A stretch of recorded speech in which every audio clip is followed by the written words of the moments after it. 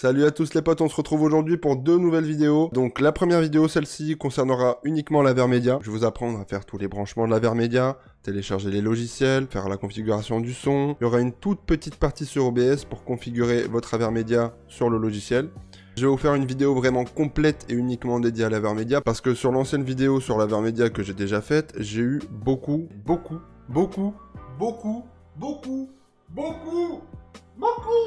mais genre beaucoup de questions, donc je vais essayer de répondre un petit peu à toutes les questions que j'ai pu avoir et faire quelque chose de beaucoup plus complet. Donc petit rappel en ce qui concerne cette technique, vous allez avoir besoin de deux écrans, ou d'une télé et d'un écran, ou d'une télé et un PC portable, ou d'un écran et un PC portable. Quoi qu'il arrive, vous allez avoir besoin de deux écrans, un écran externe sur lequel vous allez jouer, et un écran qui sera branché à votre PC, ou l'écran de votre PC portable, pour avoir le retour. Et on utilisera la prise casque pour le son de l'écran sur lequel on va jouer. On commence direct par les branchements, le plus simple, ça prend 2 secondes, à tout de suite. Donc pour le premier port HDMI à droite de l'Avermedia, vous branchez votre câble HDMI et vous branchez à l'autre bout votre console, votre PC, etc. etc. Pour le deuxième port HDMI, donc le port gauche sur l'Avermedia, donc vous branchez votre câble HDMI sur l'Avermedia et l'autre bout à votre écran sur lequel vous allez jouer. Ensuite, vous branchez le câble USB que vous branchez sur l'Avermedia et sur l'ordinateur. Et sur les ports audio, vous ne branchez rien, je vais vous expliquer pour la suite. Donc ma technique consiste à avoir deux écrans, ou un écran et une télé. Donc un écran d'ordinateur par exemple, et une télé sur laquelle vous allez jouer. Donc ma technique va consister pour le son à brancher un câble jack comme celui-là, que vous trouvez dans n'importe quel magasin, de votre écran, donc c'est-à-dire le port casque de votre écran, à votre PC. Donc je vous montre sur le PC, vous avez 3 prises. Si vous avez un PC portable, vous en avez peut-être que 2. Si vous avez 3 prises, vous allez prendre la prise bleue. Donc la prise bleue, ça s'appelle une entrée en ligne. Si vous n'avez pas cette prise bleue, que vous n'avez qu'une prise verte et rouge, la prise verte, c'est le port du casque, et la prise rouge, c'est le port du micro. Dans ce cas-là, vous allez brancher sur le port du micro, si vous n'avez pas de port bleu, donc l'entrée en ligne. Si vous avez un PC portable, vous allez me dire, oui, mais où est-ce que je branche mon micro ? Je vous conseille de prendre un micro casque USB, ou alors d'acheter un adaptateur avec 2 sorties micro, mais dans tous les cas, vaut mieux favoriser l'USB, ce sera quoi qu'il arrive une meilleure qualité. Avant de commencer la configuration de l'Avermedia sur votre PC, je vais vous montrer comment enlever une sécurité qui empêche l'Avermedia de capturer l'image de la console. Si vous êtes sur PC, vous pouvez passer cette étape. Si vous êtes sur mobile, je ne sais pas comment ça fonctionne, donc je vous invite à chercher notre tuto. Vous allez chercher ce nom-là, donc vous allez dans vos paramètres, système. Il faut désactiver le HDCP. Sur Switch, je crois qu'il n'y a pas besoin, si je dis pas de bêtises. Sinon, c'est très simple. Vous allez dans les paramètres système de votre console et vous désactivez le HDCP. Sur Xbox, si je me souviens bien, c'est beaucoup plus simple. Il vous suffit de modifier le mode de démarrage. Je crois que la console doit être en mode d'économie d'énergie, mais enfin, vous cherchez sur internet HDCP par rapport à votre console, comment le désactiver. C'est hyper simple. Voilà. Sur PlayStation, il y a juste à désactiver. Donc si vous avez cette case qui est cochée, vous n'allez pas avoir d'image, c'est normal. Donc il faut que vous branchiez d'abord la console à votre écran, vous la branchez normalement, vous désactivez ça, et après vous branchez votre HDMI à votre Avermedia, tout simplement. Donc une fois que ça c'est fait, en faisant les branchements HDMI que je vous ai dit juste avant, vous devriez avoir le retour de l'image sur votre écran en passant par l'Avermedia. Donc là au niveau des branchements c'est terminé, vous avez fini, on peut passer directement sur le PC. Donc une fois sur le PC, vous cliquez sur le lien dans la description, ça va vous amener sur cette page.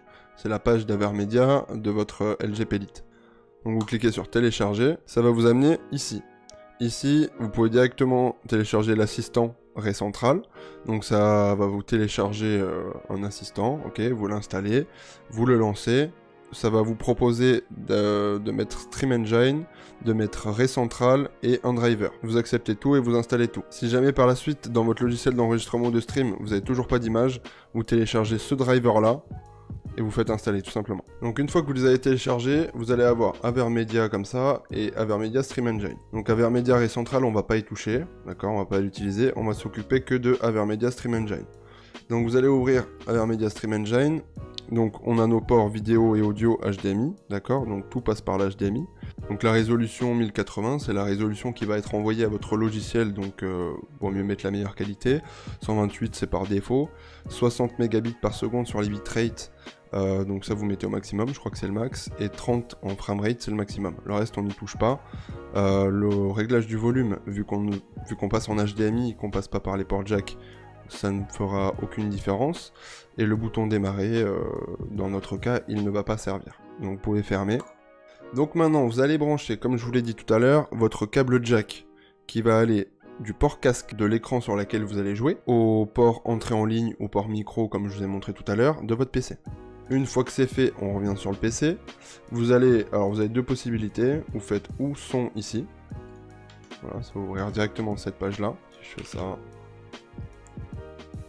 Voilà. Une fois que vous êtes là, donc vous allez aller dans enregistrement, vu que vous avez branché votre prise de jack. Là, vous allez avoir tous vos microphones affichés. Donc là, c'est le microphone avec lequel je parle. Donc, moi, j'ai une autre prise micro derrière, que je n'utilise pas, comme vous l'avez vu. Et j'ai le port entrée en ligne, donc je l'active. Je fais clic droit, activer. Ensuite, je vais refaire clic droit, propriété. Ou alors, vous avez propriété ici. Vous faites écouter. Vous cliquez sur écouter ce périphérique. C'est très important. Comme ça, vous aurez le retour du jeu directement dans votre casque qui sera branché à votre PC. Encore une fois, c'est selon vos possibilités. Vaut mieux passer par un casque USB. Donc, écoutez ce périphérique. Le niveau, moi, je l'ai mis à 25. Si vous le laissez à fond, le son sera très fort et vous aurez des grésillements. Si vous le mettez à 25, le son sera moins fort, il sera normal en fait, il sera juste, et vous n'aurez pas les petits grésillements. À part si vous mettez votre casque à fond, là vous entendez un petit grésillement, mais c'est pas significatif. Donc vaut mieux le mettre à 25, et en tout cas, pour ce qui est des vidéos, pour ce qui est des streams, etc., vous verrez que vous aurez un son qui sera nickel. Donc à ce niveau-là, vous avez terminé. Une fois que vous avez fait ce que je viens de vous dire, vous n'avez plus rien à faire au niveau du son. La dernière étape se passera directement sur votre logiciel. Donc en parlant du logiciel, ce serait une toute petite partie là que je vais faire pour l'Avermedia. Moi je suis sur Streamlabs OBS. Sur OBS c'est relativement pareil. Je vais vous expliquer juste par rapport à l'Avermedia. Donc l'Avermedia va faire un petit décalage au niveau du son en HDMI. Il y aura 500 millisecondes de décalage.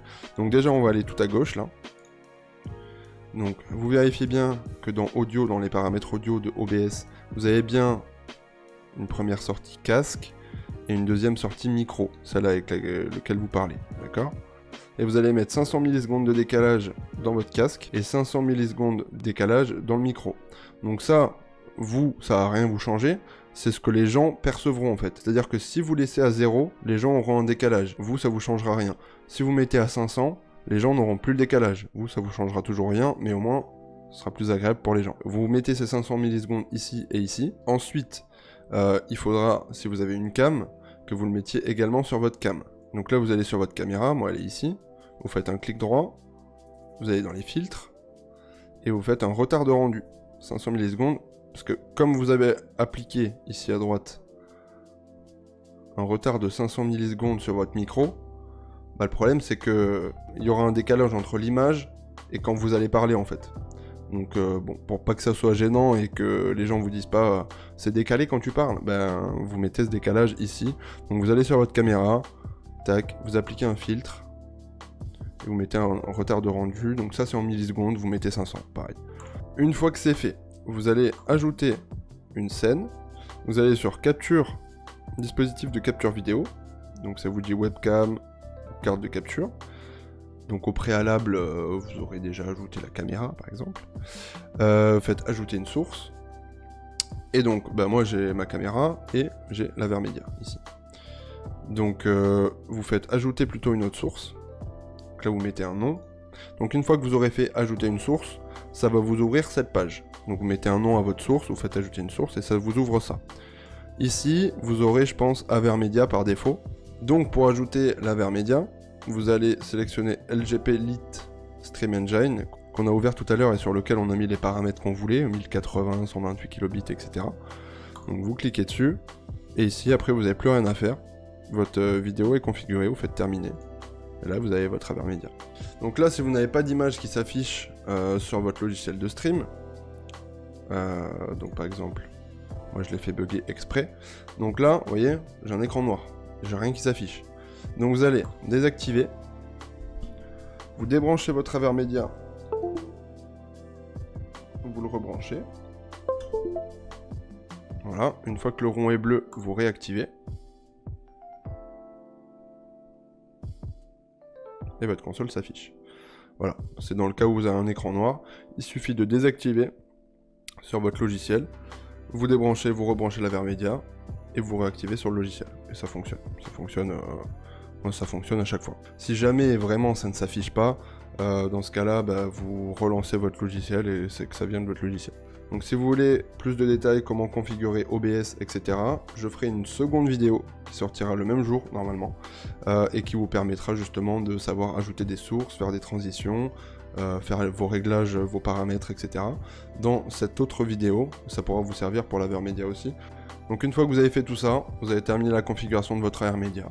Vous pouvez jouer, vous pouvez stream, vous pouvez enregistrer. En tout cas, j'espère que cette vidéo vous aura plu. Mettez un pouce bleu si elle vous a été utile. Je vous fais des bisous. Ciao les potes.